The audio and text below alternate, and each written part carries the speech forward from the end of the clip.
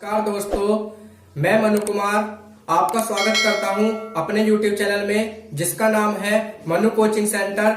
आज हम class 12th physics chapter number 1 coulomb का नियम तथा विद्युत क्षेत्र के बारे में बात करेंगे। बच्चों, कूलाम का नियम क्या होता है? बच्चों, कूलाम का नियम, कूलाम एक वैज्ञानिक का नाम था, कोई वैसी बात नहीं है। कूलाम क्या एक वैज्ञानिक का नाम है। तो हमें कूलाम ने जो है एक नियम का प्रतिपादन किया था। इन्होंने बच्चे बताया था कि कूलाम जो आवेश होते हैं वो एक दूसरे पर बल लगाते हैं, आकर्षण और प्रतिकर्षण बल। पहले हम इन बलों के बारे में जानते हैं बच्चों। अगर हमें दोनों बल कैसे हुए? प्लस के हुए, तो बल कौन सा होगा बच्चों? प्रतिकर्षण। कौन सा बल होगा? प्रतिकर्षण। ठीक। यदि हमारे बल कैसे हो? माइनस और माइनस। ठीक है, तो बल कौन सा लगेगा? इस पर लगेगा प्रतिकर्षण बल। और यदि हमारा चिन्ह कैसा होगा? प्लस और एक माइनस, तो बल कौन सा होगा? आकर्षण। तो मतलब बच्चों यहां से एक बात सीख गए होगे आप कि अगर हमारे बल दोनों, अगर हमारा कोई भी आवेश दोनों पर कैसा लग रहा है, बल प्लस का है तो बल कैसा होगा? प्रतिकर्षण बल। और अगर यदि माइनस का, तब भी बल कैसा होगा? प्रतिकर्षण। और यदि प्लस और माइनस है तो कैसा होगा? आकर्षण। और अगर माइनस और प्लस हुआ तब भी बल कौन सा होगा? आकर्षण बल। ठीक है बच्चों, तो इस बात को आप समझ चुके होंगे। बच्चों, कूलाम के नियम ने जो संबंध बताए थे उनके बारे में जानते हैं। कूलाम ने बताया था कि हमने माना बच्चों ये दो बिंदु आवेश है। ठीक है, पहला बिंदु मान लिया आवेश Q1 है और दूसरा क्या है? Q2 है। दोनों बिंदु आवेशों के बीच की दूरी r मान ली, क्योंकि दोनों बिंदु आवेश कुछ ना कुछ दूरी पर रखे होंगे। हमने माना दूरी क्या है? वो r है। और इन दोनों आवेशों के ऊपर कोई ना कोई बल जरूर कार्य कर रहा होगा। या तो बल कौन सा होगा? या तो बल आकर्षण बल आकर्षण बल लगेगा, देखो, या फिर प्रतिकर्षण बल कार्य करेगा। अब इन्होंने कूलाम ने जो बताया था, कूलाम ने बताया था कि किन्हीं दो बिंदु आवेशों पर लगने वाला आकर्षण या प्रतिकर्षण बल उन आवेशों के गुणनफल के अनुक्रमानुपाती तथा उनके बीच की दूरी के वर्ग के व्युत्क्रमानुपाती होता है। पहला नियम बच्चों क्या बताया था कूलाम ने? पहली नियम बताया था इन्होंने, मतलब दो संबंध बताए थे इन्होंने। नियम वाले संबंध मान लो, इन्होंने क्या बताया था कि किन्हीं दो बिंदु आवेशों के बीच लगने वाला आकर्षण या प्रतिकर्षण बल उन आवेशों के गुणनफल के अनुक्रमानुपाती तथा उनके बीच की दूरी के वर्ग के व्युत्क्रमानुपाती होता है। इन्होंने बच्चों यही बताया था, दो संबंध बताए थे और आपको इनके द्वारा मैं सिद्ध करके देखा क्या नियम सिद्ध करा था इन्होंने। मैंने जो आपको बताया था वो मैंने यहाँ लिख दिया है जिससे कि वीडियो लंबी ना हो। ठीक है बच्चों, देखो मैंने क्या बताया था आपको। इस नियम के अनुसार किन्हीं दो बिंदु आवेशों के बीच लगने वाला आकर्षण या प्रतिकर्षण बल उन आवेशों के गुणनफल के अनुक्रमानुपाती तथा उनके बीच की दूरी के वर्ग के व्युत्क्रमानुपाती होता है। ठीक है, तो ये दो बिंदु आवेश है, पहला Q1 और दूसरा Q2। इन दोनों बिंदु आवेशों के बीच की दूरी क्या मानी है? R। और इन दोनों आवेशों पर या तो आकर्षण बल या प्रतिकर्षण बल होगा। ठीक है, अब देखो बच्चों, हमें से माना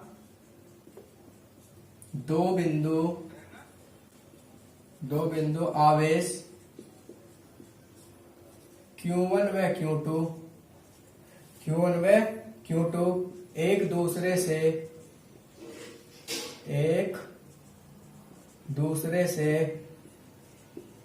r दूरी पर है। ठीक है, r दूरी पर है, तब उनके बीच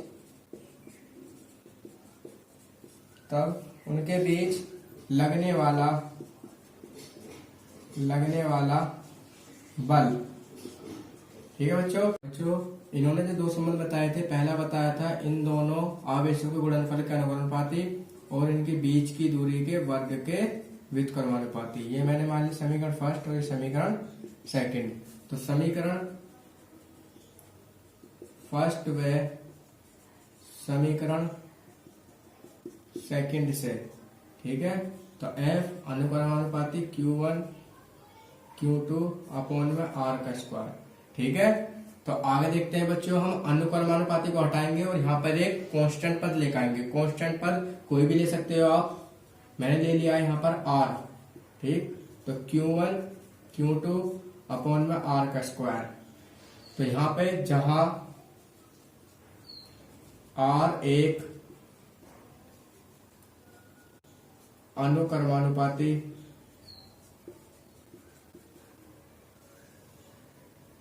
नेतांक है, ठीक। तो R क्या है बच्चों, एक अनुक्रमानुपाती नेतांक है।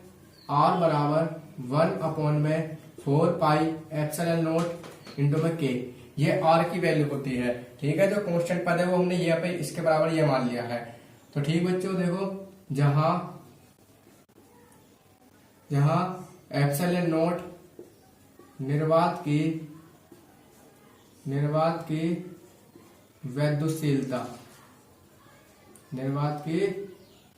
वैद्युशीलता, ठीक है। और आगे के क्या है, माध्यम का परावैद्युतांक, ठीक है। तो बच्चों एप्सिलॉन नॉट का जो मान होता है वो कितना होता है, 8.85 गुणा 10 की घात माइनस के 19 कूलाम स्क्वायर प्रति न्यूटन इंटू मीटर स्क्वायर, ठीक है। तो एप्सिलॉन नॉट इसका जो मात्रक होता है। तो देखते हैं अब 1 अपॉन में 4 पाई एप्सिलॉन नॉट का जो मान होता है 9 गुणा 10 की घात 9 न्यूटन इंटू मीटर स्क्वायर प्रति कूलाम स्क्वायर होता है, ठीक है बच्चों।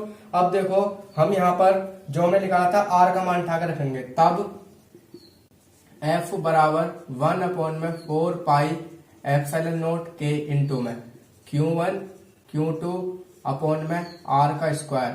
ये बच्चों कूलाम का नियम हमने सिद्ध कर दिया है वैसे, ठीक है। परंतु निर्वात अथवा वायु के लिए क्या होता है, K बराबर 1, ठीक है बच्चों। जितने भी आर्टिकल करेंगे हम निर्वात अथवा वायु के ला K का मान क्या होगा, 1 होएगा। तो यहाँ पे K की जगह 1 है तो कितना जाएगा, 1 अपॉन में 4 पाई एप्सिलॉन नॉट इंटू में Q1 Q2 अपॉन में R का स्क्वायर। यही कूलाम ने जो बताया था बल के लाख, यही सूत्र था, इसका मात्रक होता है न्यूटन, ठीक है। तो बच्चों हमने ये प्रूफ कर दिया है कूलाम ने जो नियम बताया था। मिलते हैं आपसे अब नेक्स्ट। जो हम वैद्युत क्षेत्र के बारे में जानते हैं, वैद्युत क्षेत्र जिसे बोलते हैं इलेक्ट्रिक फील्ड। वैद्युत क्षेत्र क्या होता है, देखो बच्चों मैंने माना कोई ये आवेश है, ठीक है, इसके चारों ओर जो है वैद्युत क्षेत्र है, ठीक। तो इसके अंदर कोई अन्य बिंदु आवेश जो होगा वो क्या करेगा, अन्य बिंदु आवेश इसके अंदर आकर आकर्षण या फिर प्रतिकर्षण बल का अनुभव करेगा, तो उसे क्या बोलेंगे, उस बिंदु का वैद्युत क्षेत्र बोलेंगे, ठीक है। परिभाषा क्या होगी बच्चों इसकी, सुनो परिभाषा, ध्यान सुनने परिभाषा। किसी बिंदु आवेश के चारों ओर का वह क्षेत्र जिसमें कोई अन्य बिंदु आवेश आकर्षण या प्रतिकर्षण बल का अनुभव करे, उस बिंदु का वैद्युत क्षेत्र कहलाता है, ठीक है बच्चों। आपको परिभाषा समझ में आ गई होगी बच्चों। देखो मैंने परिभाषा लिख दी है, ये किसी बिंदु आवेश के चारों ओर का वह क्षेत्र जिसमें कोई अन्य आवेश आकर्षण या प्रतिकर्षण बल का अनुभव करे, वैद्युत क्षेत्र कहलाता है। बच्चों आप इसे नोट कर सकते हैं, ठीक है बच्चों। मैं आपको मैथ के साथ साथ फिजिक्स भी पढ़ाता रहूंगा। आप मेरे चैनल को सब्सक्राइब करें, बेल आइकन को प्रेस करें ताकि आने वाली वीडियो मिस ना हो। Thank you.